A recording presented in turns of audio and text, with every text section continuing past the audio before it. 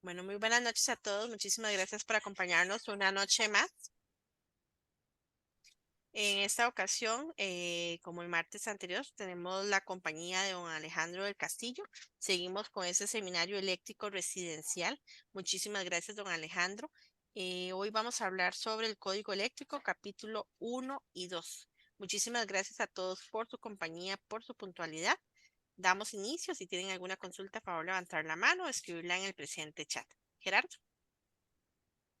No, agradecer nuevamente al ingeniero Alejandro eh, este seminario que nos está regalando sobre los sistemas eléctricos residenciales, en realidad muy importante. Siempre es importante aprender y no solamente dejarle en manos de los ingenieros que hagan nuestras inspecciones, sino que también el conocer es bueno porque uno puede ir corrigiendo con el tiempo. Entonces, muchísimas gracias Alejandro y te dejo tu espacio. Gracias por darnos este momento de sabiduría. Eh, bueno, buenas noches a todos los participantes. Muchas gracias, don Gerardo, y a Tatiana por la invitación y a, ¿cómo se llama? A Project Art por la invitación a este seminario. La idea aquí es que compartir lo poco que uno sabe a través de los años que tenemos de estar trabajando. Hemos visto cómo la parte arquitectónica en los procesos constructivos ha ido avanzando a pasos agigantados y desgraciadamente la parte eléctrica y de fontanería nos hemos ido quedando rezagados.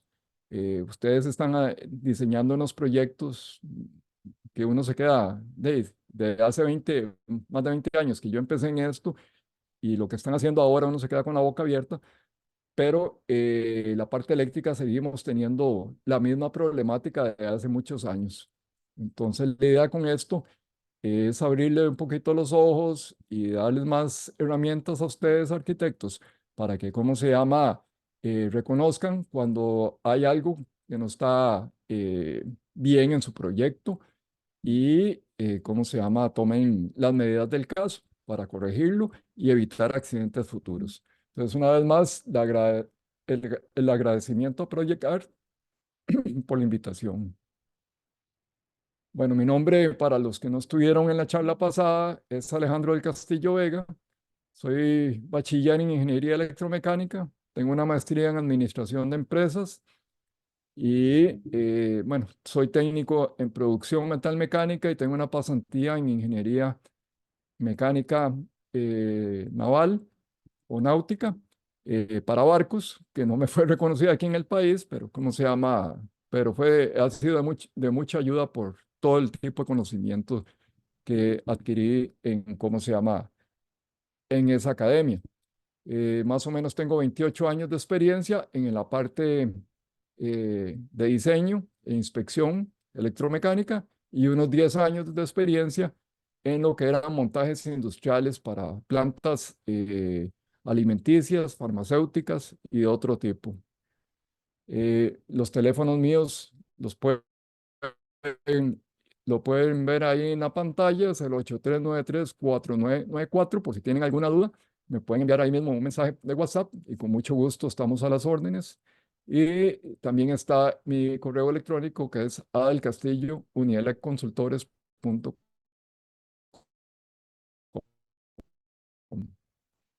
Estos dos primeros capítulos son bastante extensos, así que vamos a ir avanzando un poquito rápido para poder abarcar la mayoría de lo que se pueda. Y si les queda a través del WhatsApp o a través de Project sus inquietudes, sus dudas, y con mucho gusto se los contesto a la brevedad posible. Ok, vamos a iniciar el código eléctrico, ¿verdad? El Código Eléctrico Nacional o el NFPA 70 es un estándar de Estados Unidos que se usa para una instalación segura del cableado y equipos eléctricos y telecomunicaciones. Es parte de una serie de códigos de la NFPA, ¿verdad?, de los principales códigos de la NFPA, y son marcas reconocidas, tienen derechos de autor, ¿verdad? El nombre de National Electric Code o NEC, como se le llama en inglés. Mientras que no es una ley en Estados Unidos, el uso de este código es muy extendido en todos los estados y en muchos países fuera de cómo se llama Estados Unidos, como aquí en Costa Rica. México lo tiene adoptado en cierta forma, lo modificaron y se lo adoptaron, Colombia también, y hay varios países que utilizan el código NFPA 70. Ese código empezó a imprimirse o a editarse desde 1897 y ya estamos en el 2000, con la versión 2023. Nosotros trabajamos con este que está en la pantalla, que es el 2014, versión en español, porque así el reglamento, perdón, el reglamento público aquí dice que la versión con la que vamos a trabajar es la 2014, versión en español. Ya hay digamos, se está hablando de la versión, de pasar a la versión 2020 en español, pero todavía no es. Como vemos, el código ya tiene 56 ediciones publicadas y la 2014 es la número 53. Entonces es un código que ha estado en revisión ya durante muchos años y prácticamente no tenemos que decir nada, que eso está mal en el código o eso está bien, porque hay más de 5.000 personas trabajando en estos códigos y haciendo revisiones año con año.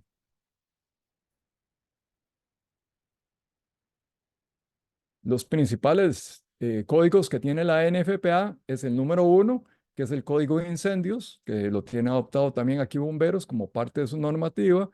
El 54, que es el código para gas LPG. El código 70, que es del código eléctrico. La 101, que es el código de seguridad humana, que también está dentro de los códigos que utiliza Bomberos. Hay otros como la 13, que es el sistema de incendios, donde viene todo lo que son los rociadores. Y hay otros códigos que tiene la NFPA. Como les digo, son más de 300 códigos y normas que ellos manejan. Tienen para sistemas de hidrógeno, para cuestiones de calderas, en fin, hay un montón de estos códigos. ¿Qué estados en Estados Unidos utilizan el código? Como lo vemos ahí, prácticamente todos los estados. En blanco podemos ver que hay 4 estados que están utilizando ya la versión 2023.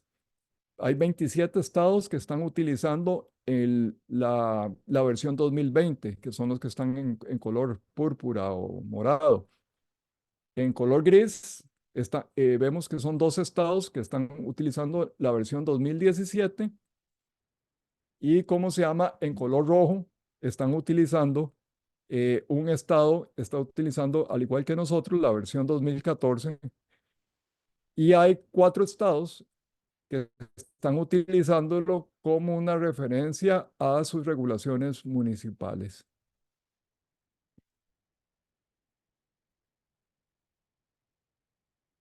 Ok, el capítulo 1 del código ¿cómo se llama? Se divide en 2 artículos. El artículo 110, que proporciona todo lo que son las definiciones que ayudan a garantizar la coherencia cuando se tratan asuntos relacionados con el código. O sea, aquí se define, en este artículo 100, como lo vamos a ver, se define desde lo que es un cable, que es una caja, que es una cometida, que es un servicio, todo, para que no haya diferencias, sobre todo cuando se hablan de país a país. Puede ser que en algún país a la tubería le llamen canalización y aquí le llamamos conduit, ¿verdad? O a los cables, no sé, le pueden llamar de diferente forma a como lo llamamos aquí. Pero este es al final de cuentas, si hay alguna discrepancia en el artículo 100, podemos ir y colaborar cómo se debería llamar eso. Para poner un ejemplo, hace poco tuve una charla ahí con unos ingenieros eléctricos de una compañía que fabrica cable en el país y estábamos con la duda de qué era, ¿cómo se llama? ¿A qué llamaban oculto o eléctricamente oculto? Y entonces nos referimos al artículo 100 y para ellos era una cosa y para mí era otra. Al final de cuentas nos dimos cuenta que eléctricamente oculto es cuando hay una caja en un cielo raso y no se tiene acceso a esa caja o a esa tubería o a, o a ese equipo, sí, ¿cómo se llama? Sin dañar el cielo raso o la estructura del edificio. Entonces, esa es la importancia del ¿cómo se llama? Del artículo 100. El artículo 110 proporciona lo que son los requisitos generales necesarios para aplicar correctamente el código, el NEC. Ok. Como les dije, en el artículo 100 están todas las que son las definiciones. Ahí se nos define conceptos, todos los conceptos utilizados en una instalación eléctrica, tales como qué es una cometida, qué es un circuito derivado, qué es un conductor, una clavija, una carga de tubería.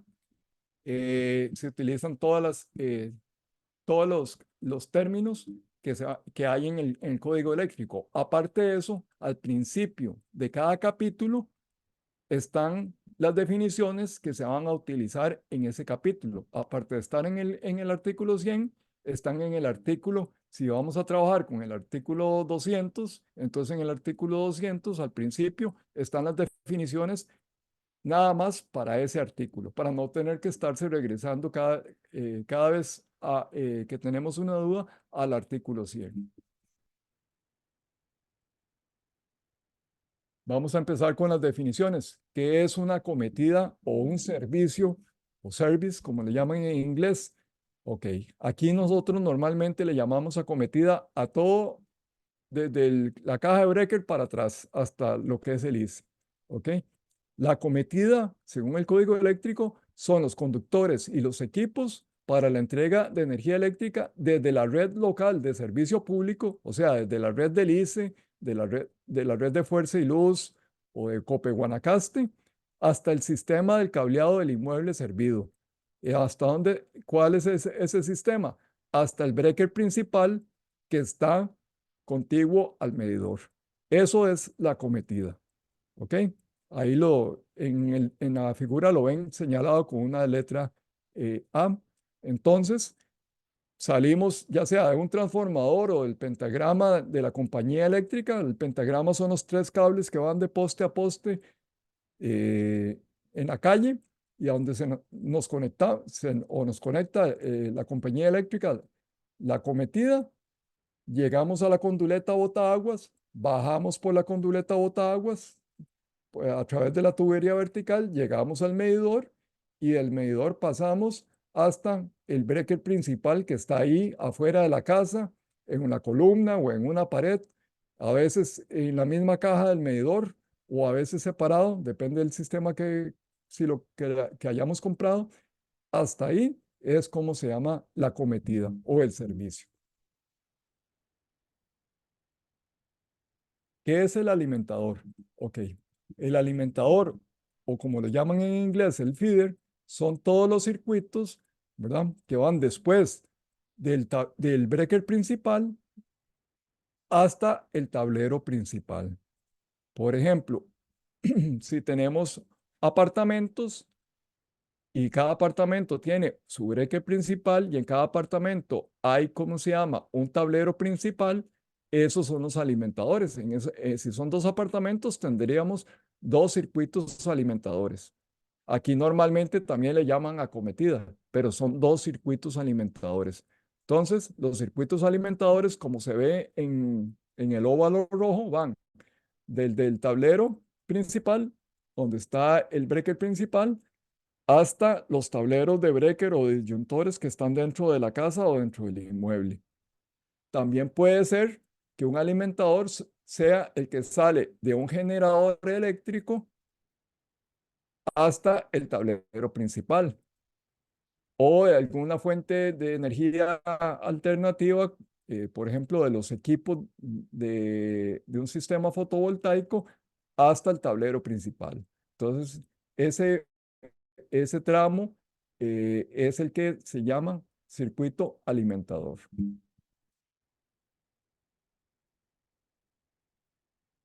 Los circuitos ramales Los circuitos ramales son, ¿cómo se llama? Aquellos circuitos que están después de la caja de breaker o el disyuntor, ¿verdad? Que son los que nos alimentan todos nuestros dispositivos.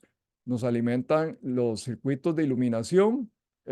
Los circuitos de iluminación son circuitos ramales y en inglés le llaman branch circuit.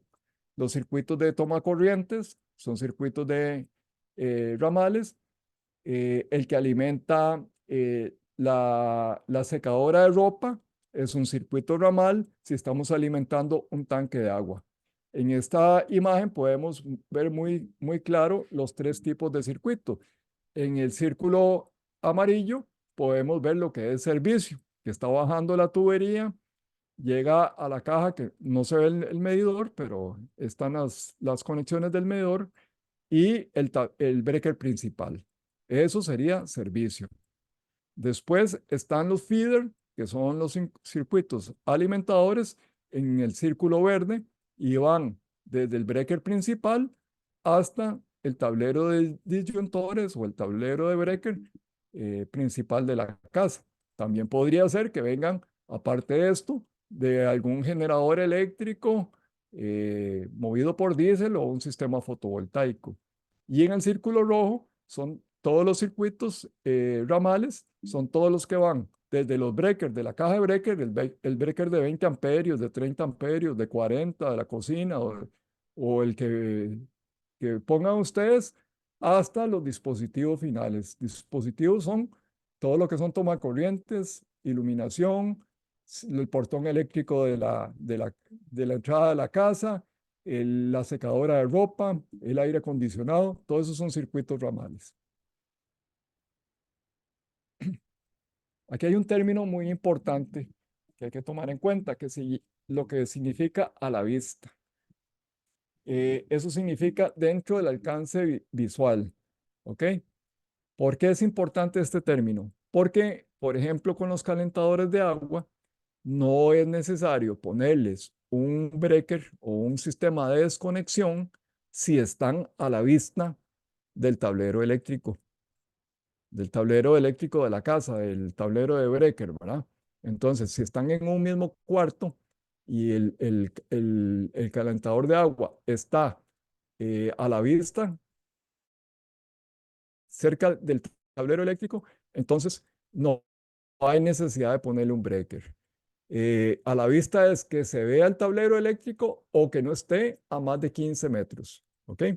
Por ejemplo, si la cocina y el breaker la caja de breaker está en la cocina o a menos de 15 metros y se ve desde la cocina, entonces no habría que ponerle un medio de desconexión, una protección. Eso es lo que significa. Entonces, este es un término muy importante. Aquí vamos a tocar varios puntos referentes a lo que se llama accesible. Como les comenté antes de que era eléctricamente accesible, hay un término que se llama fácilmente accesible. ¿Qué es fácilmente accesible? Que seamos capaces de llegar a un sistema, a un dispositivo, ¿verdad? Sin tener que hacer uso de herramientas. Por ejemplo, que no haya que subirse encima de una escalera, que no haya que quitar, qué sé yo, algún mueble muy pesado, subir o pasar por abajo de obstáculos, meterse a través de un hueco ahí para llegar a eso. Entonces, todo eso es fácilmente accesible. ¿Ok? Entonces, todas las cajas de conexiones que están detrás de las luminarias, según ven ahí en la figura en A, se consideran accesibles. Si al retirar la luminaria se pueden acceder a los conductores. Entonces, eso es cuando a uno le dicen es que la luminaria tiene que quedar accesible, significa eso, que con solo quitar la luminaria ya llegamos a los conductores. Ok, también accesible es cuando se puede acceder a los conductores conectados a interruptores o tomacorrientes, receptáculos, quitando la placa de cubierta y el dispositivo. Entonces, todos los cables que están atrás de la placa del apagador o del tomacorriente son accesibles. Y después también podemos considerar todos los que están atrás de muebles que son accesibles. Por ejemplo, hay una cómoda en una casa, un escritorio, porque lo podemos mover muy fácilmente y llegar a él. Entonces, ese es el término fácilmente accesible.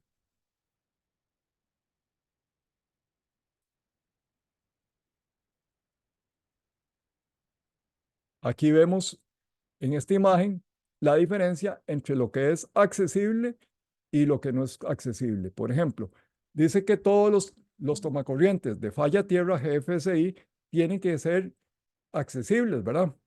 Si lo colocamos atrás de una lavadora, ya no es accesible, porque aunque podemos mover la lavadora tiene conexiones de agua potable, agua caliente y un desagüe.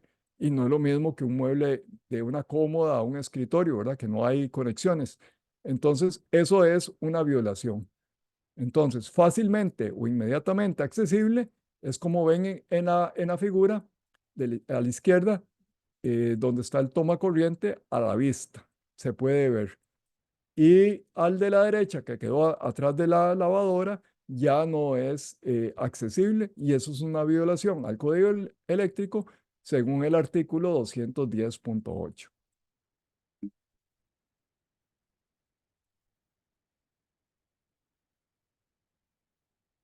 Ahora, ¿qué son accesibles para equipos? Para equipos de aire acondicionado, digamos, y no tanto para tomacorrientes ni apagadores.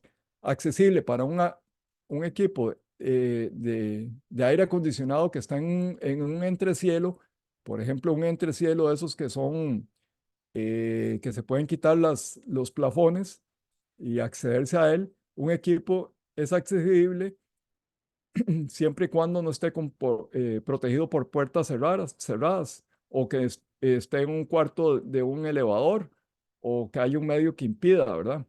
Son equipos que se pueden acceder a ellos poniendo, digamos, una escalera. Por ejemplo, en las oficinas que se levantan esos cielos suspendidos, se levanta un plafón y se llega al equipo a la manejadora de aire acondicionado que está ahí. Eso es accesible para un equipo.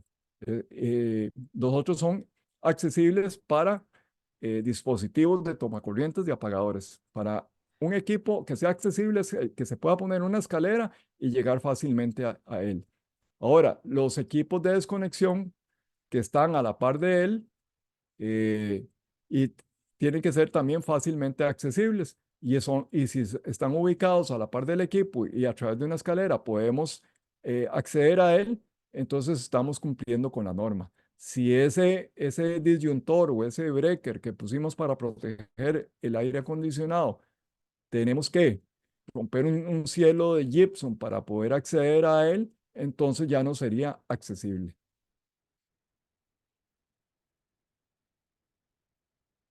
Ok, en cuanto a las luminarias, accesible es que no se requiere acceder inmediatamente al cableado de las luminarias, pero en la mayoría de los casos se puede realizar mediante el uso de escaleras. Entonces, las luminarias del techo, aunque no están accesibles así simplemente, al igual que el aire acondicionado, con una escalera podemos acceder. Y también que se pueden acceder a las conexiones de las luminarias que están empotradas en cielo, ¿verdad? Quitando la luminaria y ya podemos acceder a la caja de cómo se llama de las luminarias. Aquí es importante ver que en Costa Rica recurrentemente hay una violación al código. Estamos poniendo una caja en la losa, digamos una caja octogonal, y ahí salimos con un cable TGP, con una cola que le llaman de iluminación, y hacemos la conexión directamente en la luminaria sin poner una caja de registro, una caja octogonal en el cielo de gypsum. Entonces, todas las luminarias tienen que tener su caja de registro. Todas las conexiones eléctricas se tienen que hacer en una caja octogonal o una caja cuadrada o rectangular, según lo pida el código, y no en el plafón o en el espacio que queda entre el plafón y cómo se llama y el cielo de gypsum. Ahí, en este caso que les estoy explicando, tenemos doble violación al código. La primera, utilizar un cable TGP que no está normado para ese tipo de aplicación. Estaba para otras cosas, pero no para luminarias. Y lo segundo, no poner una caja octogonal donde se realiza la conexión. ¿Cómo hacemos? Porque siempre me preguntan. Bueno, hay que utilizar un VX flexible, como se ve ahí arriba en la figura, arriba de la letra B, que tienen de la cajita rectangular esa, sale un VX flexible que puede ser de PVC o puede ser metálico y que va de la caja de conexión ¿cómo se llama? A la luminaria. Hay luminarias que ya vienen con eso, sobre todo las que ya son certificadas, UL. Ok, aquí vamos a definir el término oculto. Oculto es que queda inaccesible por la estructura o el acabado del edificio. Si hay que romper una pared, ya eso es inaccesible. Entonces, las cajas, como ven en la figura de la derecha, dejaron atrás del gypsum una caja ahí de rectangular. Esa caja es inaccesible y eso no es permitido. Todas esas cajas de conexiones tienen que quedar fácilmente accesibles. ¿Qué había que hacer en ese caso? Dejar la caja con la abertura ahí a través del gypsum y ponerle una tapa ciega. ¿Ok? Entonces, los cables eléctricos que van dentro de las paredes, aunque podemos sacar y meter, sondear cables y cambiar cables, esos cables se consideran ocultos o inaccesibles. No podemos, ¿cómo se llama? Sin dañar, cambiar todo el conductor y su forro o el conduit, ¿cómo se llama? Sin tener que dañar la pared del edificio, o picar la pared o romper el gipso. Entonces, eso es lo que llamamos oculto. Por ejemplo, si ponemos tenemos cielo raso de gypsum y tenemos una caja octogonal atornillada o anclada al entrepiso, ahí por abajo de la losa, eso sería una caja, ¿cómo se llama? Oculta. Y eléctricamente oculta es porque aunque haya un registro en una esquina, no podemos meternos por ese registro, ir a gatas por el cielo raso, porque eventualmente se va a caer el cielo raso y se va a dañar. Entonces, si no hay un acceso a esa caja es oculta o eléctricamente oculta. Tiene que haber un acceso directo sin dañar la estructura del edificio. Vamos a ver lo que son los términos aprobados y lo que es autoridad competente. El término aprobado es que es aceptable por la autoridad competente. En Costa Rica, la autoridad competente, en este caso, es el Colegio de Ingenieros, por una parte, y otra parte también es el Ministerio de Economía, Industria y Comercio. Eh, Cuando hay una duda o uno quiere una interpretación, se dirige al CIEMI, ¿verdad? Y en el CIEMI tienen ellos su grupo de ingenieros y ellos hacen una interpretación y eventualmente podrían consultar a la NFPA. Entonces, eh, los que aprueban todo aquí sería a través del Colegio de Ingenieros y el Ministerio de Industria y Comercio. La autoridad competente, ¿verdad? Es la que tiene, ¿cómo se llama? La jurisdicción. En eso se define en los reglamentos que estuvimos viendo la charla pasada. Ahí se definen. Entonces, no son organizaciones, oficinas, individuos responsables de hacer cumplir los requisitos de un código. Eso estaba bien definido en el decreto y en los reglamentos publicados en la Gaceta. Ok, vamos a ver lo que es listado. Esto es muy importante porque aquí todo el mundo habla de listado. Listados son los equipos que han sido evaluados y evaluados por un laboratorio independiente y aceptados por la AHJ, que es la autoridad que tiene jurisprudencia, la que vimos anteriormente. ¿Ok?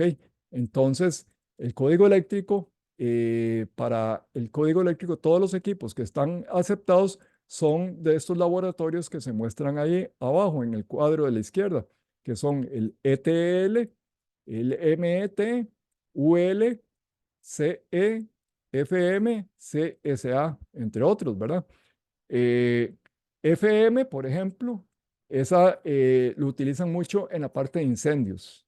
UL es la que estamos más acostumbrados a ver aquí en el país, que son las luminarias, los cables, las cajas, todo eso normalmente viene con un sello UL.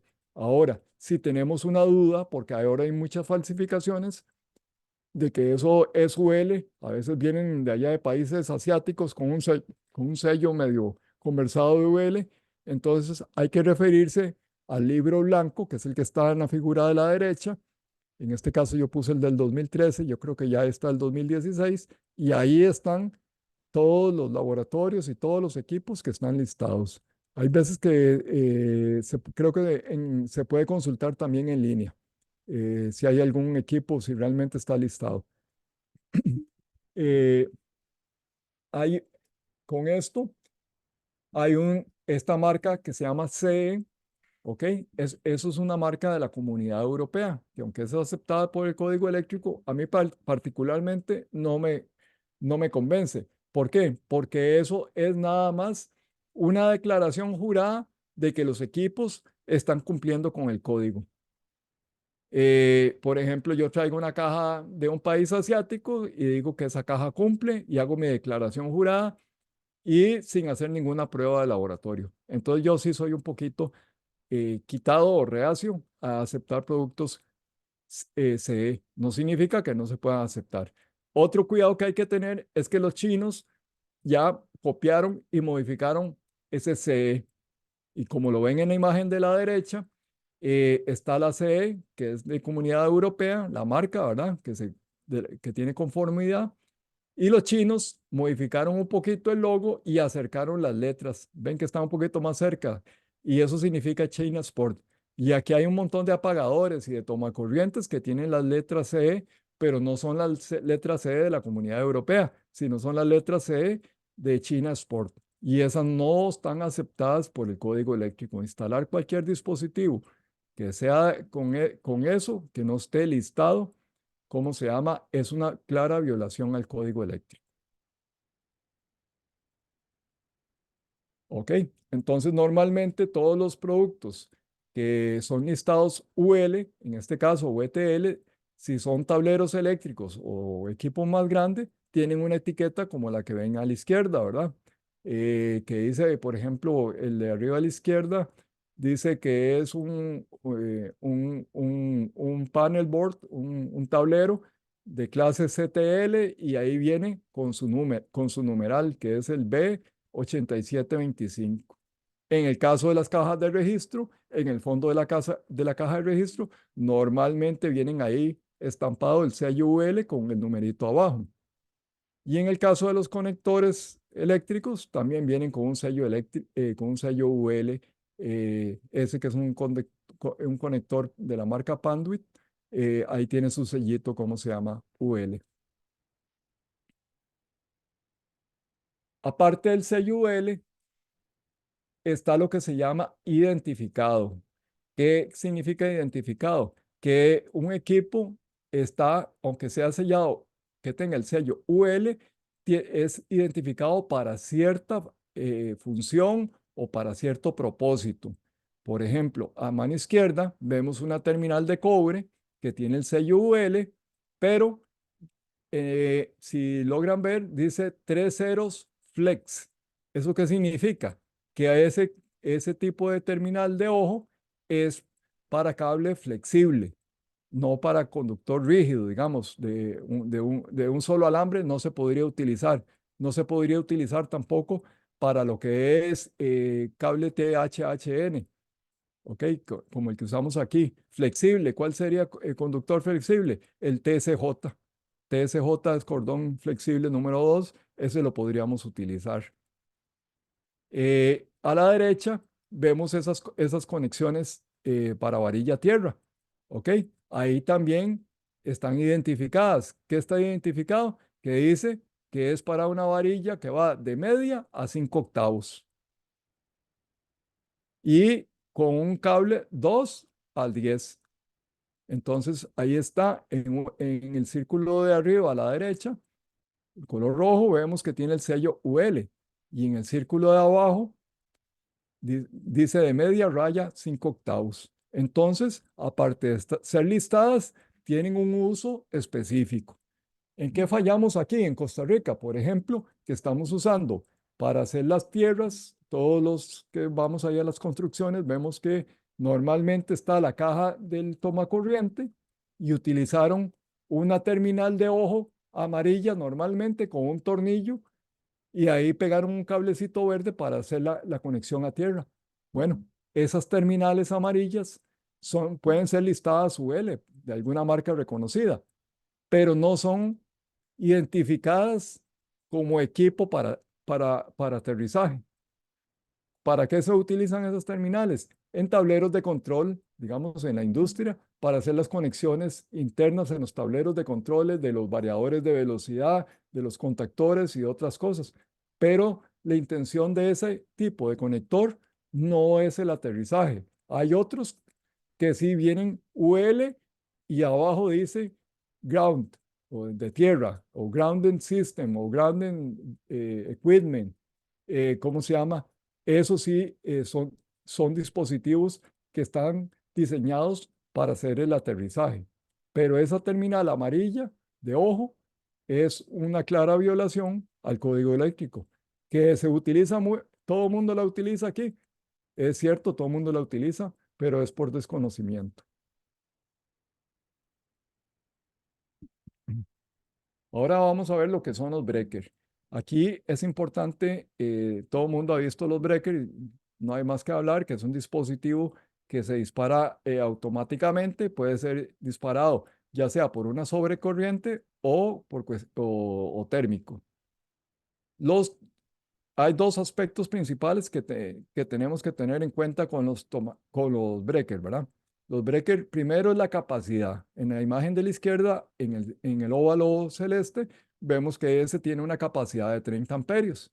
El de la izquierda tiene una capacidad de 40 amperios. El de la izquierda es ¿cómo se llama? Es sencillo para un solo cable y el de la derecha es doble. El de la izquierda lo utilizaríamos, digamos, para una salida, si fuera de 20 amperios, lo utilizaríamos para una salida de, ¿cómo se llama?, de tomacorrientes. Este es de 40, pero si fuera de 20, normalmente para lo que es iluminación y tomacorrientes. Y el de la derecha es doble. Esos dobles, eh, según la capacidad que se requiera, pueden ser 30, 40, 50 amperios, depende del equipo. Esos dobles son los que se utilizan en las cocinas, en las bombas de agua, en las secadoras y todo lo que llamamos nosotros o dicen normalmente en la calle 220. El de la izquierda serían para 120 y el de la derecha 220 o 240, como debería llamarse. Entonces, el de la derecha tiene dos tornillos para conectar dos cables, ¿verdad? Dos fases, y el de la izquierda solo tiene uno. Importantísimo aquí, pongan la atención a la imagen de la derecha. El círculo rojo, ahí le señalé una bobina. Una bobina es un núcleo metálico con un conductor eléctrico, digamos, de cobre alrededor de la bobina.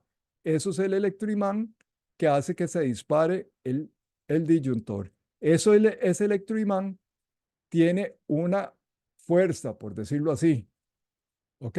Si ven en la imagen de la izquierda, abajo en amarillo, le señalé ahí y dice 10 kA. Esa es la capacidad de interrupción. ¿Ok? Entre más fuerte sea la bobina de la derecha, más capacidad de interrupción tiene.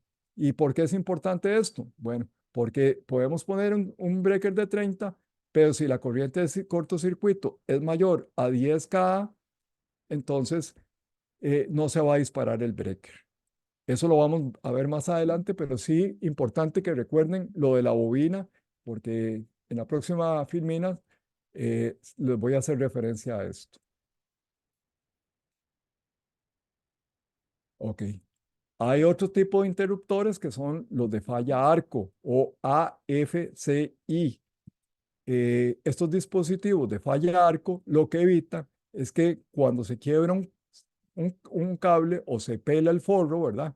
Se haga un arco ya sea entre el neutro y una fase, entre el neutro, perdón, entre una fase y la otra fase, O si lo que pasó fue que se quebró el conductor, quedó y se separó un poquito, que haya un arco dentro del mismo conductor y que la corriente tenga que saltar, por decirlo así, para llegar a la carga. Entonces, un interruptor de falla arco es eso, que cuando él detecta que hay un arco eléctrico, ¿cómo se llama? Se dispara. Como dice ahí en el recuadro azul, con letras blancas, dice que cuando sea necesario, la protección AFCI se debe instalar en un lugar de fácil acceso. ¿Ok? Y ahí dice los numerales de los artículos de la sección 210.12a, B, C y D, donde indica que los breakers o los disyuntores o los interruptores de falla arco se tienen que, ¿cómo se llama? Que poner en lugares. En la imagen de la derecha vemos los diferentes casos. Vemos un cable que le arrimaron un mueble y lo quebraron, o se majó por una puerta, o quedó atrás de algún dispositivo que lo calentó y derritió el forro, y entonces se hace el arco. Aquí vemos los dos tipos de arco que se dan. El arco en paralelo, que puede ser entre el cable blanco y el cable negro, digamos, el cable blanco sería el neutro y el negro sería la fase. Podría ser un cable negro y uno rojo entre las dos fases. Eso sería en paralelo. Y en serie es cuando el mismo conductor se quiebra y hay un salto de corriente desde, por decirlo así, desde el enchufe, el cable que viene del enchufe, hacia el otro extremo, que es el que va hacia la carga eléctrica, hacia la luminaria o la secadora de pelo. Cualquiera de los dos lo detecta el interruptor de falla a arco, AFCI. Ok, el interruptor de falla a tierra. Este interruptor de falla a tierra, que es el GFCI, que fue el primero que conocimos, ¿qué es lo que hace?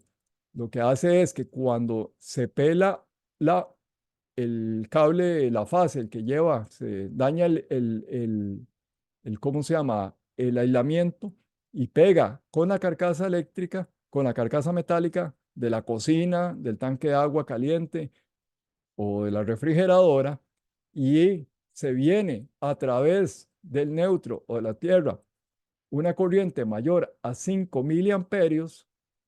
Entonces, ¿cómo se llama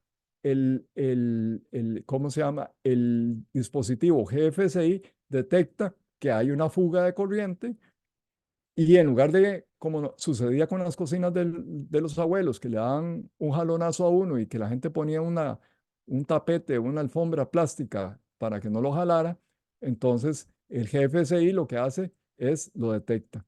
¿Por qué 5 miliamperios? Porque después de 5 miliamperios la gente se muere. Entonces, por eso él está establecido para 5. Hay dos tipos. Los GFCI los podemos usar como toma corrientes, como el que está a la derecha ahí con el botoncito rojo y negro, o también hay disyuntores o breaker. Aquí, por ejemplo, en una cocina, si nos piden poner GFCI y nos decidimos por poner toma corrientes, entonces podemos poner en las cocinas, en como el primer toma, el que después del disyuntor, el primer toma del circuito, lo ponemos GFCI, le quitamos unos puentes que normalmente vienen en el dispositivo, y entonces en los tornillos que están después del puente, podemos poner tomacorrientes normales. Entonces, ¿qué sucede aquí? Que cuando se dispara ese primer tomacorriente, no va a dejar pasar internamente corriente a los otros tomacorrientes. Si no se quitan esos puentes, entonces él solo se va a proteger él, y los otros tomacorrientes que van a quedar energizados. La otra forma es poner un breaker en la caja de breaker GFCI, y se ponen tomacorrientes normales en el circuito de la cocina o en la lavandería o donde se requiera. Entonces, esos son los dos sistemas, ¿verdad? AFCI y GFCI.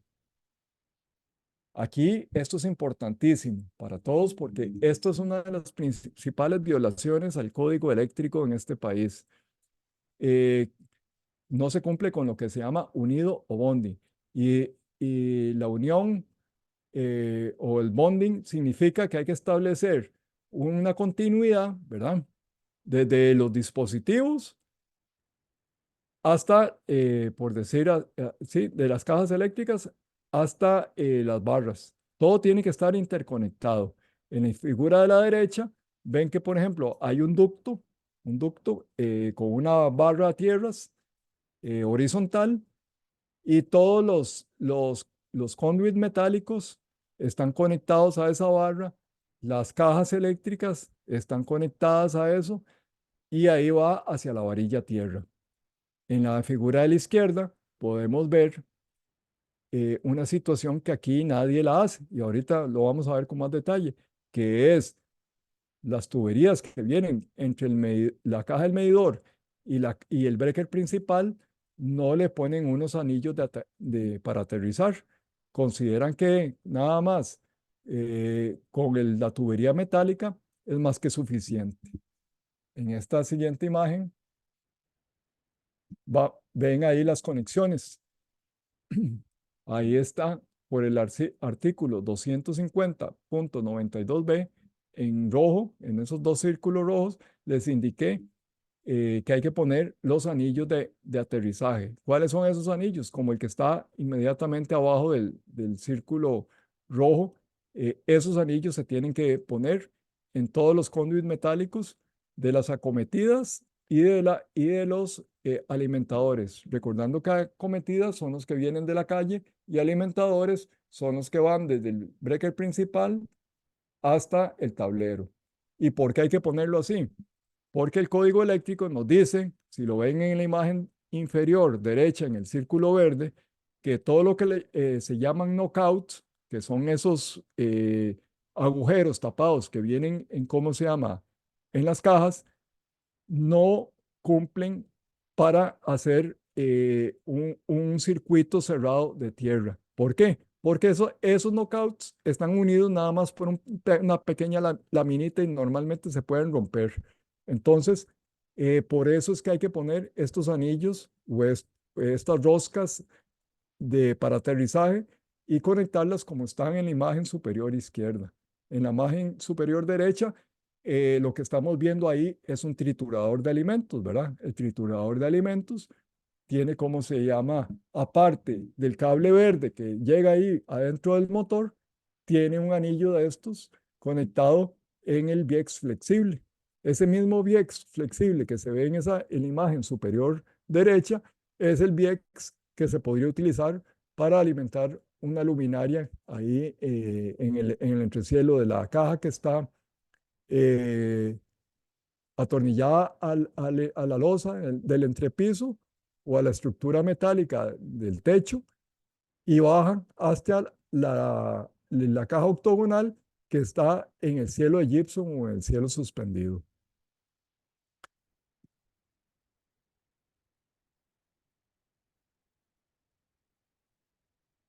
Ahora, ¿qué es un dispositivo? Un device o un dispositivo es todos en un sistema eléctrico, ¿verdad?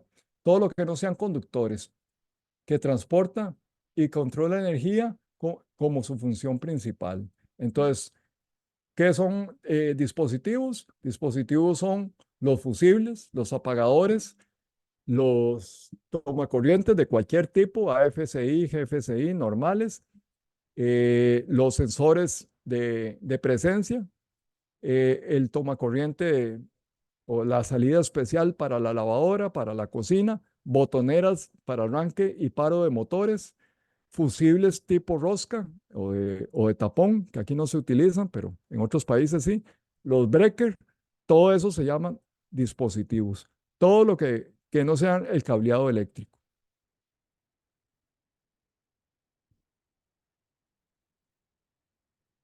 Electrodomésticos, bueno, como todo mundo sabe, electrodoméstico es todo lo que conectamos al sistema eléctrico de nosotros, que ya tenemos, y que tiene diferentes funciones, ¿verdad? El tanque agua es un electrodoméstico y en inglés le llaman appliance. La tostadora, la secadora de pelo, la lavadora de platos, el aire acondicionado, el triturador de alimentos, la cocina, si hay compactador de alimentos, la secadora de ropa, todo eso le llamamos electrodomésticos y en inglés appliance. ¿Ok? Ya pasamos del artículo 100, ahora el 110. En el 110 vemos que hay tres partes. ¿Ok? La primera parte contiene todas las definiciones de los términos utilizados en todo el código para sistemas que funcionan a 1000 voltios nominales o menos. En la parte 2, que no la vamos a ver aquí porque prácticamente no se utiliza, en la parte residencial son todos los sistemas que funcionan a más de 1000 voltios, ¿ok? Y la parte 3, que son todo lo que son sistemas clasificados, ¿ok? ¿Qué es un sistema clasificado? Un data center, una gasolinera, eh, el sistema, una planta de tratamiento de aguas, cualquier sistema de esos que normalmente no vemos en la parte residencial. Ok, ¿cuáles son los requisitos para las instalaciones eléctricas? Los requisitos son, primero, que haya una evaluación, una aprobación, instalación y un uso, acceso a espacios alrededor de los conductores, equipos eléctricos, envolventes, previstos para el ingreso de personal. ¿Qué significa eso? Que, ¿cómo se llama? Hay que dejar espacio para todos los equipos que son aprobados, que tienen que estar aprobados por la autoridad que le corresponde. En este caso aquí sería el CIEMI o el ministerio. ¿Cómo se llama? Tienen que estar aprobados. ¿Ok? En el 110.2 dice que todos los conductores y equipos exigidos o permitidos por este código serán aceptables, y lo vuelvo a poner en rojo, solo si son aprobados. Si son equipos que vienen de un país asiático con otra normativa, no son aprobados por el código eléctrico. Tienen que estar con el listado UL, CSA o cualquiera de los que vimos anteriormente, ¿verdad? Si vienen con este CE, asegurarse de que sea el CE europeo y no el del CE de China Export, ¿verdad? Entonces, normalmente lo que hay aquí es CE de China Export.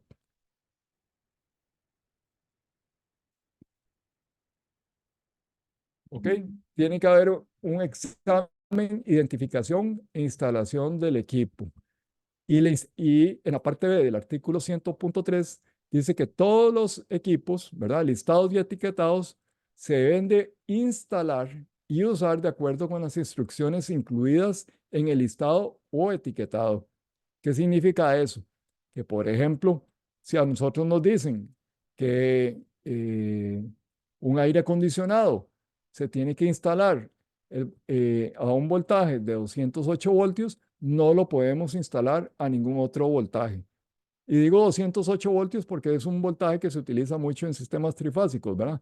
En las casas utilizamos el 240, pero se da mucho en el caso de que la gente que vende equipos de aire acondicionado dice, sí, madre, pero es que este equipo tiene capacidad para el 5 o más o menos 10% por la tarjeta electrónica y todo.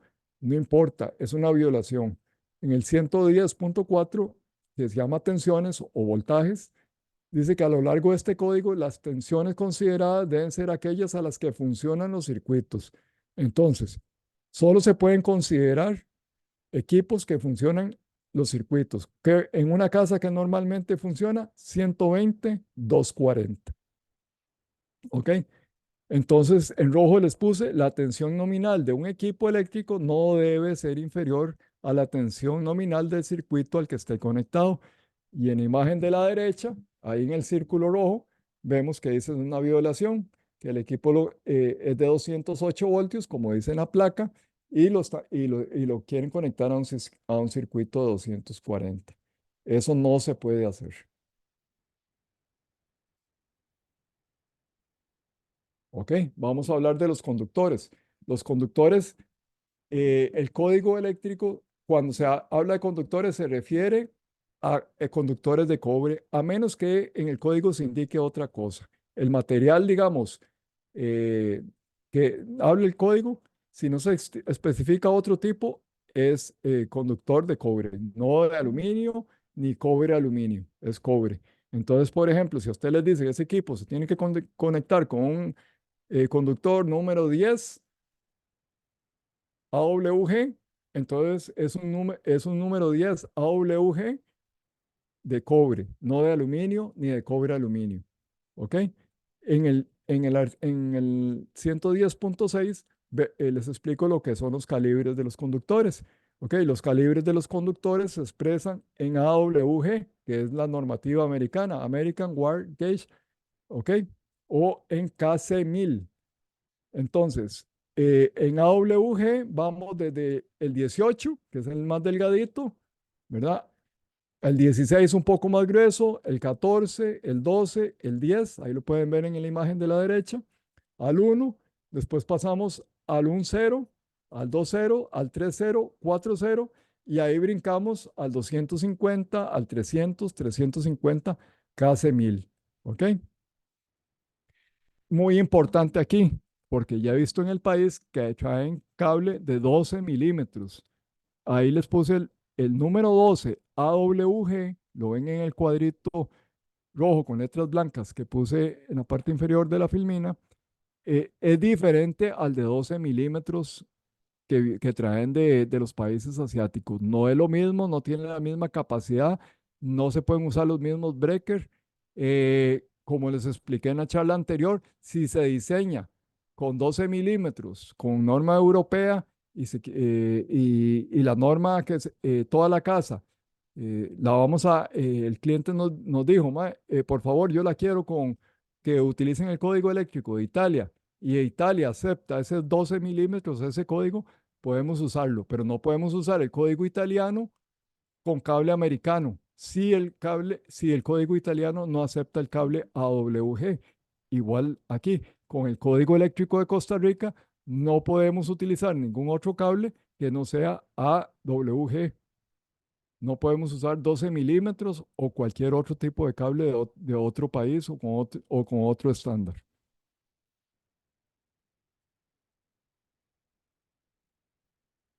Importantísimo, ¿se acuerda que cuando estuvimos hablando del breaker y de la bobina, yo les dije la capacidad de interrupción? Ok, cuando escogemos un breaker no solo es el amperaje, no son solo 10, 15, 20 o 30 amperios o 50 amperios. También es importante la capacidad de interrupción. ¿Por qué?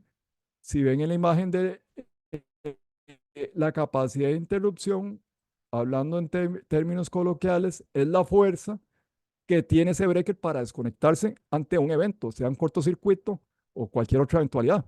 Entonces, por ejemplo, en la imagen de la izquierda, vemos que el breaker en el círculo verde dice que el breaker tiene una capacidad interruptiva AIC, por sus siglas en inglés, de 22.000. ¿Ok? Pero, y la corriente calculada de cortocircuito es de 18.000.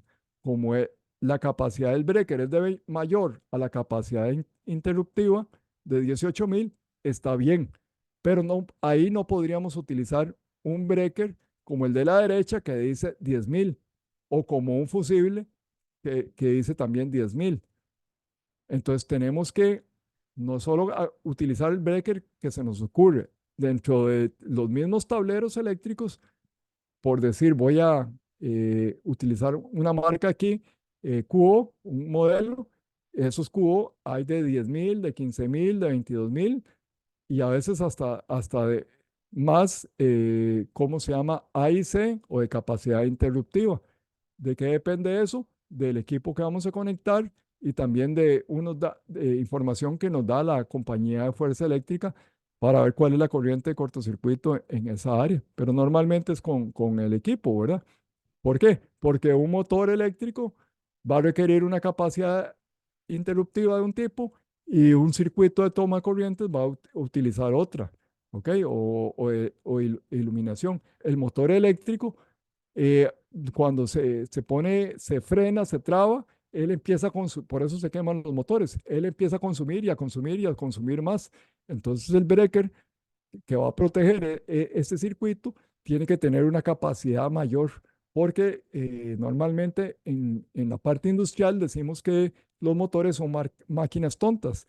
¿Por qué máquinas tontas? Porque ellos donde se frena el eje, que se trabó el eje de la máquina, el molino se trabó, el motor no se va a dar cuenta. Él siempre va a intentar vencer la carga que le ponen. Y entonces, donde empieza a vencer más si el motor es de 5 caballos y el freno que tiene es de 10 caballos, él va a intentar vencer esos 10 caballos y va a consumir más y más hasta que se queme. Y si ponemos un breaker que no tiene la capacidad, se hace un incendio o se daña todo el circuito. Esa es la importancia. No solo el amperaje, no solo que sea monofásico o, o bifásico, digamos, sencillo o doble. Hay que tomar en cuenta la capacidad interruptiva del disyuntor o de los fusibles. Si no se dice nada, en los fusibles normalmente son de 10.000 AIC de capacidad interruptiva. Eso es lo normal. Y los breakers todos vienen señalados como a un costado, como se ve aquí, o al frente del breaker, abajo de la palanca. Otro punto importante aquí son, ¿cómo se llama? Los agentes deteriorantes. ¿A qué llamamos agentes deteriorantes? A todo lo que nos vaya a dañar nuestros equipos. Puede ser la lluvia, puede ser el sol, pueden ser ácidos, pueden ser jabones, todo lo que vaya a dañar, a oxidar o a evitar que nuestro equipo funcione adecuadamente, eso es un agente deteriorante. Aquí en el ejemplo, por ejemplo, les pongo una piscina, ¿ok? La imagen de la derecha, ven en el círculo rojo, ahí están los tableros eléctricos, está el timer y otros equipos contiguo al sistema de filtración de la piscina. Ese sistema de filtración de la piscina, lo ven ahí con las dos flechas, está tanto en la imagen de la izquierda como en la derecha. Ese es el filtro de arena de la piscina, ¿verdad? Y a la par, en el círculo azul celeste, está el cloro. Entonces, ¿qué es lo que pasa? Que ese cloro daña el tablero eléctrico, lo va a oxidar, va a corroer también los breakers por dentro. Y si se corroe el tablero y se corroen los breakers, ya no van a funcionar adecuadamente y no van a proteger eso. Además, ese tablero eléctrico de la derecha, que es un tablero muy común, todos lo han visto, que sirve bien para instalarse en una casa, no tiene el tipo de protección adecuado. Normalmente, si uno quiere poner un tablero en un área húmeda, tendría que ser norma 3R, y si está en un ambiente corrosivo, tendría que ser 3X o 4X. Esos tableros son carísimos. Entonces, normalmente yo lo que les hago es un cuarto aparte eléctrico para poner todos los equipos eléctricos del cuarto de piscina de la bomba, ¿verdad? No en donde está el sistema de filtración y ahí ponen los equipos. Ya con solo que no esté en la misma área, ya no tenemos que utilizar un equipo 3R o 3X o 4X, según sea el caso. Más adelante van a ver una foto de un equipo instalado en un cuarto y el deterioro que tiene. ¿Ok? Ejecución mecánica del trabajo. ¿Qué significa ejecución del trabajo? Mecánica del trabajo que se debe instalar de manera limpia y profesional. Ahí ven dos ejemplos. Vean cómo va la tubería en la fotografía, en la imagen de la izquierda, en el círculo amarillo, todos a plomo, todos en paralelos, bien anclados. Y la fotografía de la derecha, que desgraciadamente es un hotel que me tocó hace unos años hacer inspección en el área de Guanacaste. Ese es el tablero instalado en el cuarto de piscinas de ese hotel. Con ese tablero es el que alimentan la bomba y todos los equipos de piscina de un hotel bastante conocido en el área de Guanacaste. Entonces, esa no es una instalación profesional de los sistemas eléctricos. Y aparte de la corrosión y el daño por estar en el cuarto. Vea cómo hasta las paredes se han agrietado por el cloro y el cloro va deshaciendo todo. Entonces, tuberías se ven carcomidas. En la tubería verde que se ve al fondo, que era metálica, también se ve carcomida. Entonces, eso no es una instalación profesional. Otro punto en que fallamos mucho en Costa Rica son lo que son las aberturas no utilizadas. Normalmente el electricista viene y quita un montón de knockouts y deja los huecos abiertos en las cajas. ¿Ok? Eso no es permitido. Dice que las aberturas no utilizadas diferentes de las destinadas a la operación del equipo, a- aquellas con propósitos de montaje o las permitidas como parte de diseño del equipo listado, deben estar cerradas para que ofrezcan una protección sustancialmente equivalente a la pared del equipo. Entonces, si vemos en la caja de breaker que el electricista nos dejó ese montón de huecos ahí, tenemos que ir y comprar unas tapas, como ven ahí, que tienen unas patitas. Más de uno hemos visto que o, o vemos el gecko adentro de la caja, electrocutado ahí entre las fases, ¿verdad? Para evitar eso, si hay algún cortocircuito o incendio, evitar que se propague, que se salga ese fuego. Entonces, hay que usar tapas que son certificadas, son listadas, ¿verdad? Y que tienen el mismo nivel de protección que la caja a la cual se le hizo el hueco. Y la caja de breaker, en la imagen de la derecha, vemos que a veces quitamos breaker que no utilizamos o se hizo un balanceo de cargas y dejan los huecos abiertos en la tapa de la caja. Entonces también venden unas tapitas, en este caso son plásticas, hay metálicas y que se tienen que utilizar para tapar eso. Igual para las cajas octogonales que están en el cielo, las cajas rectangulares que están en la pared para los tomas y todo. Si no conseguimos las tapas, entonces tenemos que cambiar el envolvente o la caja. ¿Ok? No pueden quedar abiertas. Esta es una de las violaciones más comunes en el código, al código eléctrico aquí en Costa Rica.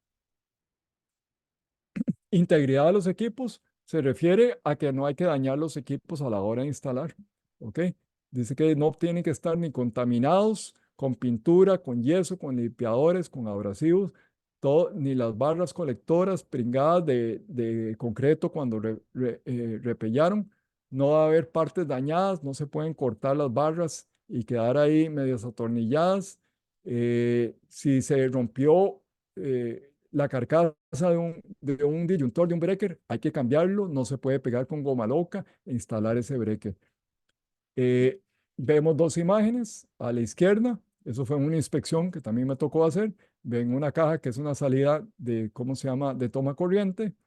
Estaban los conductores, hicieron el repello, pusieron la pasta y los conductores sucios y pringados, digamos, por la pasta.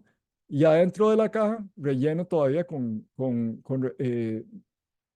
restos de concreto de cuando hicieron el repello de la pared y también con restos de la caja y también la caja media tapada, ¿verdad? Con, con eso. En la de la derecha, vemos que ahí seguros no taparon las aperturas de la caja, como vimos en la filmina anterior, y está llena de material ahí. Parece acerrín, eso fue en el mismo hotel.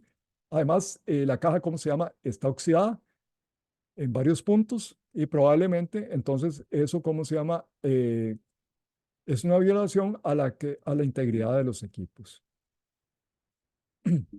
Montaje, otro, otro de las grandes violaciones que hay en código eléctrico en Costa Rica. La de la izquierda también es una inspección que realicé, por supuesto, eso se mandó a cambiar, y es muy común que no le pongan los soportes, la cantidad de soportes adecuados a la tubería conduit que está ahí en los cielos rasos y queda flotando. ¿Ok? Entonces el montaje dice que todos los equipos eléctricos se deben fijar firmemente a la pared sobre la cual se van a montar. En el caso del círculo rojo, si no hay dónde fijarlos, pues hay que proveer algún tipo de soporte ahí, decirle al soldador que ponga ahí alguna pieza metálica a la cual ustedes se puedan se puedan atornillar esos conduits. Y la de la derecha, en el círculo amarillo, es una caja que está en el aire. Los gringos a eso le llaman flying box o caja voladora, porque está ahí en el aire, suspendida, y la está sosteniendo el conduit.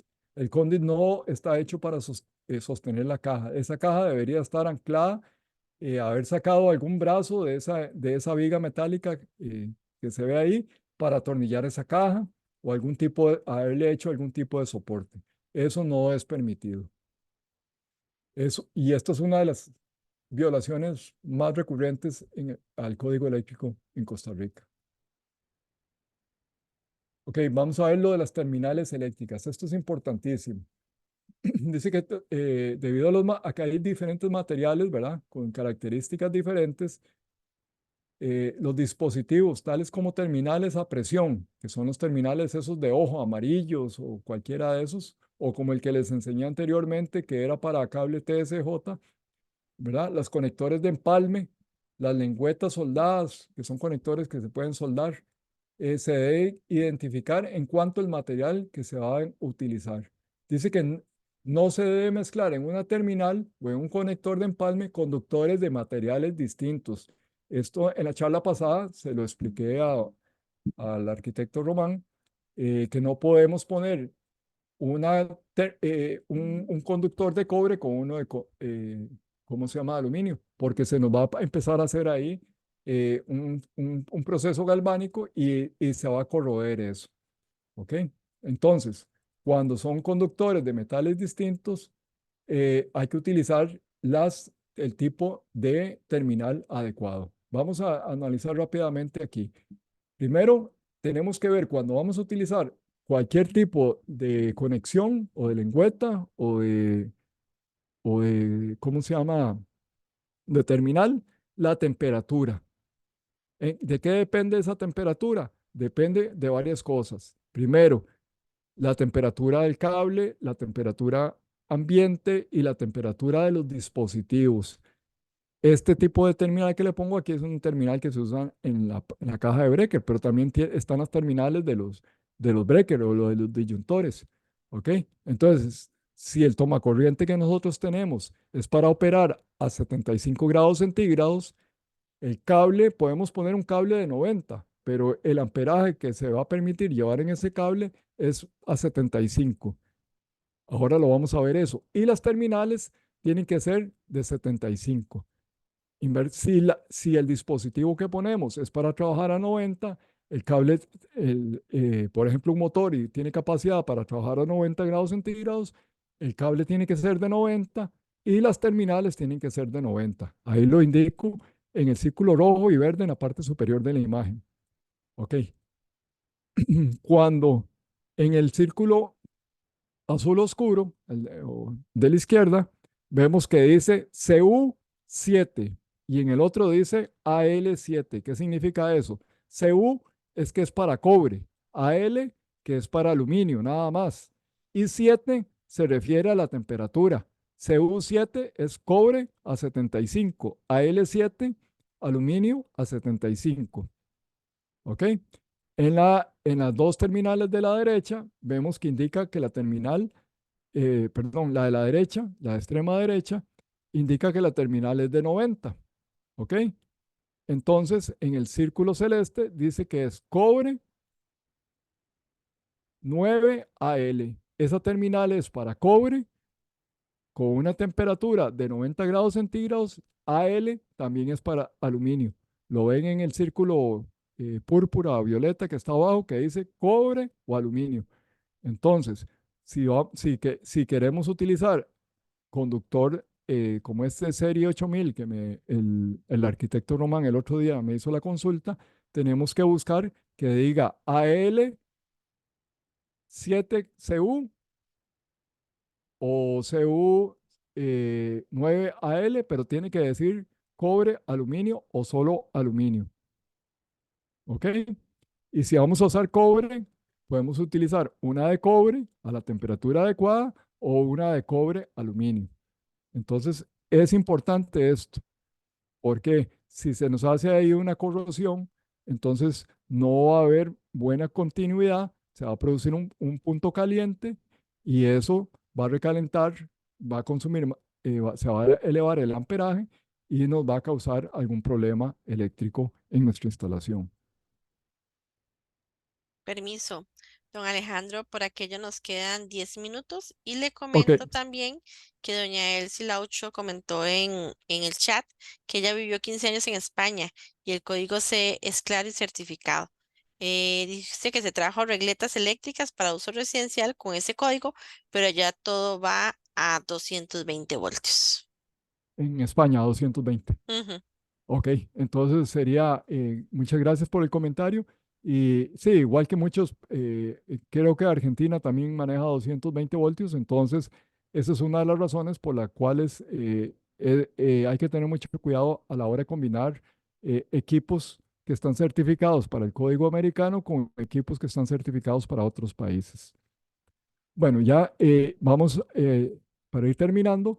Lo de las terminales, otra violación que tenemos muy común aquí es que en una misma terminal pongamos varios conductores. En el círculo rojo vemos, ¿cómo se llama? Que está el cable de que viene de la acometida o el alimentador que alimenta la caja de breaker y ahí salimos con dos cables que están, en este caso, alimentando directamente a un supresor de picos.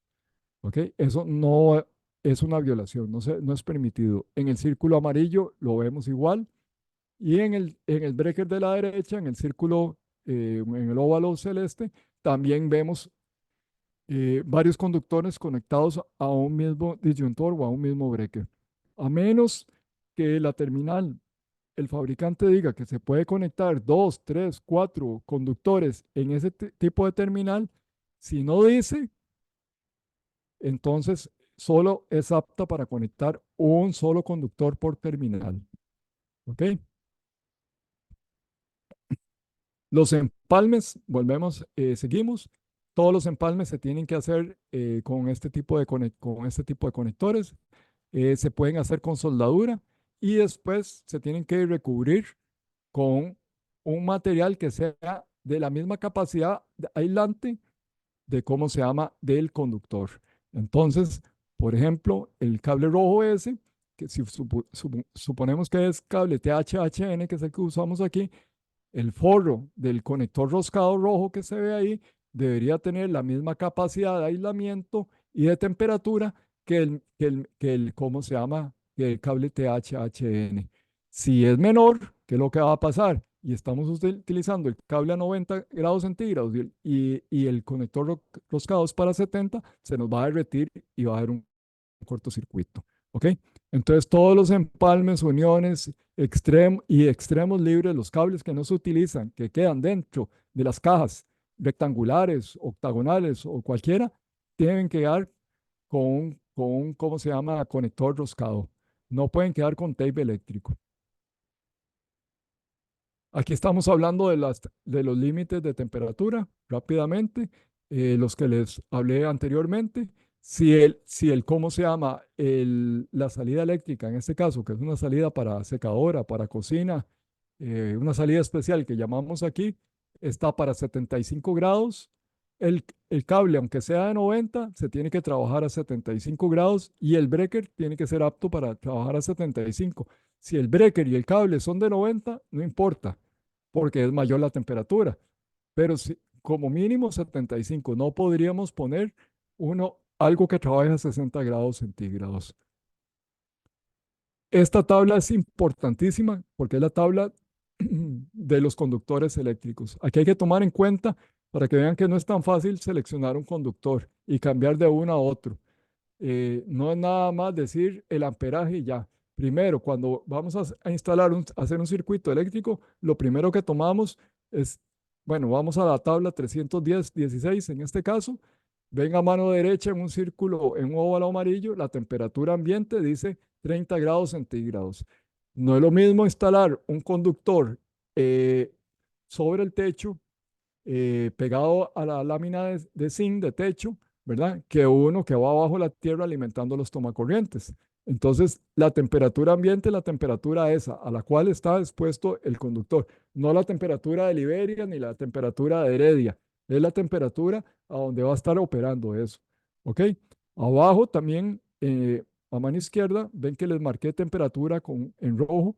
Esa es la temperatura que hay para los diferentes conductores. Eh, Ahí está 60, en el círculo verde 75 y en el círculo rojo 90. Abajo del 90 está un circulito, un óvalo celeste y vemos el cable THHN, que es el cable que normalmente utilizamos aquí para tomacorrientes y apagadores. Ok, ese cable THHN, si bajamos, vemos el material y dice que es de cobre. Ok, si bajamos un poquito más en el círculo amarillo, vemos que es vamos a tomar el ejemplo para cable 12. Ok, si operamos ese cable THHN a 90 grados centígrados, él va a tener una capacidad de 30 amperios. Lo ven ahí en el recuadro, en el cuadro, ¿cómo se llama? Color rojo. Pero si las terminales, los disyuntores, no pueden trabajar a 90 grados y tenemos que trabajarlos a 75 grados, entonces tenemos que, aunque sea THHN, tomar el amperaje de la columna izquierda, que es 25 amperios. Igual sucede con el aluminio, para 90 y para 75. Ahora, si hay mucho propietario y colega arquitecto que nos dicen, ¿por qué no cambiamos a aluminio? O hay ahora uno que le llaman cobre aluminio o copper clad. Ahí está marcado en el recuadro verde. Ok, si queremos cambiar de cobre a 75 grados centígrados, un THE de cobre ¿cómo se llama? A 75 que nos conduce a 25. Bueno, ese mismo conductor THHN con aislamiento THHN a 75 grados nos va a conducir 20. Entonces tenemos que tener en cuenta eso, que no es cambiar el cable de cobre por el cable de aluminio, porque los dos son 12. Los dos son 12, que eso se refiere más que todo al área, pero la capacidad de conducción va en función de la temperatura y va en función del material y el aislamiento. Entonces es importantísimo esta tabla a la hora de pedir un cambio de conductores. Y los electricistas tienen que tener en cuenta eso, que no pueden estar cambiando de cobre a cobre aluminio nada más porque los dos son número 12. Hay una diferencia. Lo que es cableado de protección, para ir rápido, aquí se proporcionan las reglas de cableado y dimensionamiento para los servicios. Se centra principalmente en dimensionar y proteger correctamente los circuitos. Esto tiene varios artículos, los vamos a ir nombrando rápido. El 200, que es el uso e identificación de conductores neutros y de puesta a tierra. El 210, circuitos derivados. Y el 240 para protección de contracorrientes. El 215, que son los alimentadores, ¿verdad? Que son los que vienen del breaker principal del medidor hasta la caja de breaker. Después el 220, que son los cálculos para circuitos ramales, alimentadores y servicios. Y el 242, que son las protecciones contra sobretensiones, que son los protectores de picos que se ponen normalmente ahí a la par de la caja de disyuntores. Aquí rápidamente vamos a identificar qué es el neutro. El neutro es un conductor que nos sale si ustedes ven ahí, les marqué, en cada una de las imágenes hay como tres resortitos, por decirlo así. ¿Ok? En la imagen a la izquierda, donde dice trifásico, hay tres resortes. Entonces, eso es un sistema trifásico que hoy me envió la pregunta el arquitecto Román. Son tres, ¿cómo se llama? Tres resortes, tres bobinas, ¿ok? Por eso es trifásico. En el del centro hay una sola bobina, entonces es un sistema monofásico. Y el de la derecha, en el triángulo, también hay tres, entonces es también trifásico. El de la izquierda es estrella y el de la extrema izquierda y el de la extrema derecha es delta. Nosotros normalmente trabajamos con el del centro, ¿ok? Entonces, ¿de dónde sale el neutro que utilizamos en la casa? Del centro de esa bobina, porque es el punto neutro. Si nosotros medimos ahí, ahí va a estar en cero el voltaje. Entonces en el transformador, eso está metido dentro del transformador del ICE, en el puro centro de la bobina está, ¿cómo se llama? A 0 voltios. En un extremo está 120 y en el otro extremo está otro 120. Si medimos entre los dos extremos, nos dan los 240 voltios. ¿Ok? Hay que identificar todo lo que son las terminales y agruparlas, ¿verdad? Todo lo que están puesto a tierra, todas tienen que estar unidas en una misma barra, como ven ahí en la derecha, ¿verdad? Y hay que identificarlos tanto agrupándolos en una misma barra, como también por los colores o los medios que pide el código eléctrico. Ok, vamos, aislamiento. El aislamiento del neutro tiene que ser, además, de la misma capacidad de los otros conductores. No puedo utilizar un aislamiento THHN con para conductores de no fase, con un aislamiento THW para el conductor neutro. Si todos son THHN, todos son THHN o todos son THW. Pero tienen que tener la misma capacidad. La continuidad es que yo no puedo utilizar ni una tubería metálica ni una caja eléctrica para conectar para ahorrarme el cable neutro, voy a conectar a este conduit metálico en este extremo ¿cómo se llama el cable? Y al otro extremo lo recibo y hago una colita. No, el conductor neutro tiene que ser continuo desde la carga, desde el tomacorriente, por decirlo así, hasta la caja de breaker. Cuando hay múltiples circuitos dentro de un envolvente, o sea, dentro de una caja de paso, una caja de breaker, y eso es otra de las infracciones que tenemos aquí con el código eléctrico, se tiene que identificar. Ahí lo ven en los circulitos rojos.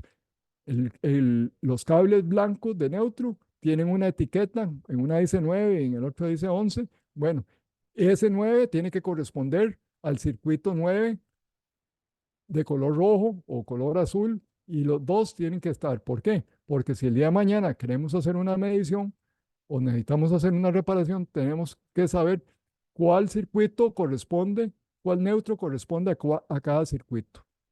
Todo tiene que quedar identificado dentro de las cajas de paso y las cajas de, ¿cómo se llama?, de breaker. Esto es una de las violaciones más comunes también al código eléctrico. Ok, aquí están los medios para identificar los conductores de neutro. Ok, puede ser un cable blanco continuo, ¿verdad? Un cable gris, un cable que tenga rayas a lo largo del cable, que pueden ser 3 rayas blancas o 3 rayas grises. Ok, eso para conductores menores a número 6. Ven en la imagen de la izquierda que pusieron un tape blanco y si el cable es menor a número 6 y le ponen en la punta tape blanco, eso es una violación al código eléctrico.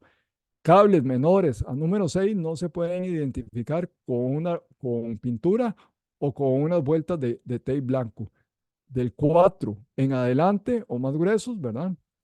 Acordémonos que de 6, 8 y mayor es el número de esos, es más delgado el cable. Y el cable 4 es más grueso que el cable número 6. Entonces, no podemos hacerlo. Aprovecho de una vez para indicar ahí en la caja que en el círculo amarillo ve que el conductor verde está conectado directamente al tornillo sin ningún conector de esos amarillos de ojo que utilizan aquí normalmente los técnicos electricistas. Se conecta directamente o por medio de unos cables que venden que le llaman la traducción del inglés sería cola de chancho o pigtail. ¿Ok? Los conductores en el círculo rojo de la imagen de la derecha, los conductores mayores a 4, sí se pueden identificar con unas vueltas de cable número blanco, de tape blanco alrededor del conductor. Pero también tiene, que aquí no lo vamos a ver, cada cierta distancia estar identificados. También puede ser pintura blanca. Nada más para terminar, los circuitos ramales, como lo vimos anterior, son los circuitos que salen de los breakers, de la caja de breaker, y van hasta los tomacorrientes, o hasta los apagadores, o hasta la cocina, o a la lavadora. Y todos tienen que tener su sistema de breaker de protección, ¿verdad?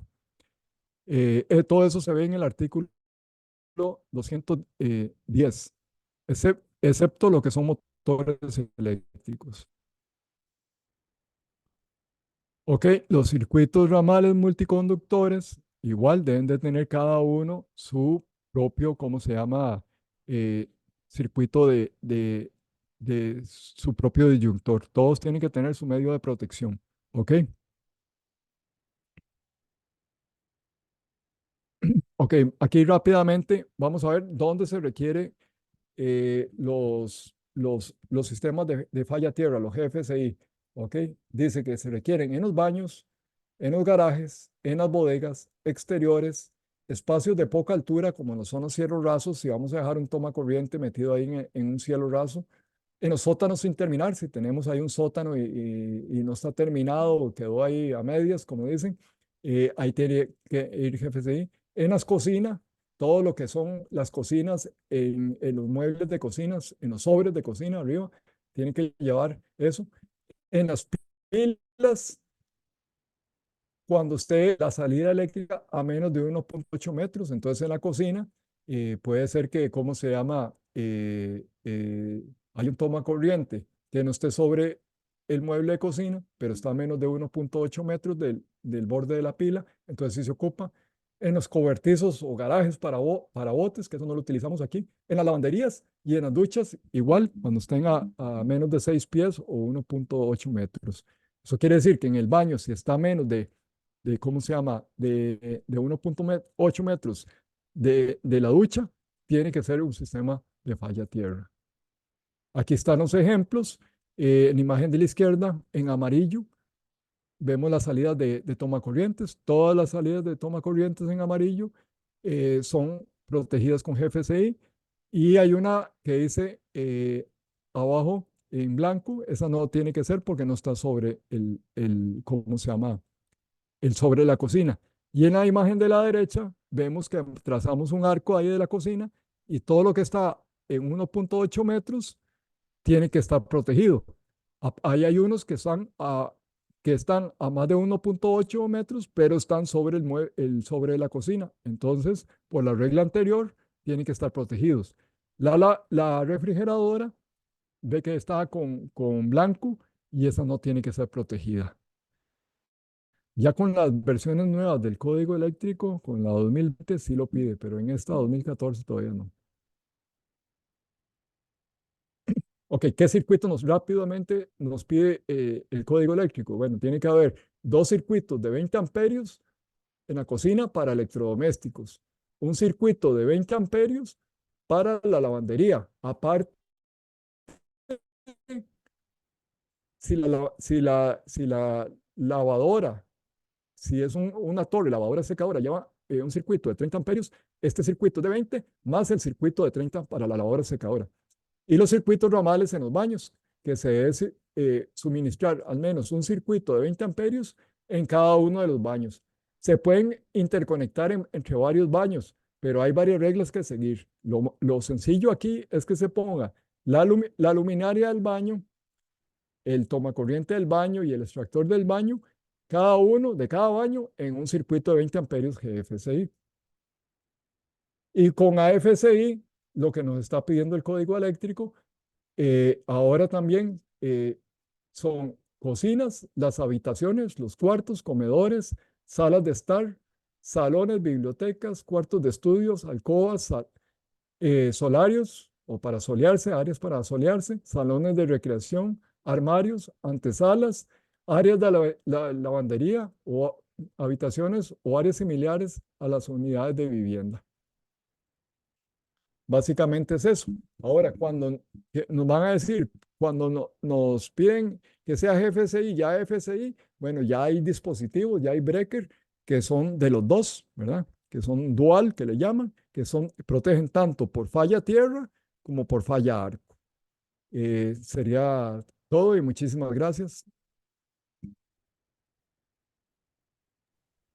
Muchísimas gracias, Alejandro, por brindarnos otra charla más para este seminario, en realidad muy, muy completo y el conocimiento tan amplio de lo que es la normativa. No sé si alguno tendrá alguna consulta que desee realizar en este momento, ya sea mediante el chat o levantando la mano, porque por el momento no tenemos ninguna consulta. Solo don José María nos indica que sí, que efectivamente en Argentina todo es 220 voltios. Ok, Igual ya todos tienen tu contacto en el chat, entonces en caso de que hubiera alguna consulta, si no te escriben o me la indican y te la transmito. claro, que se sientan en la mayor libertad, cualquier consulta, estamos a las órdenes.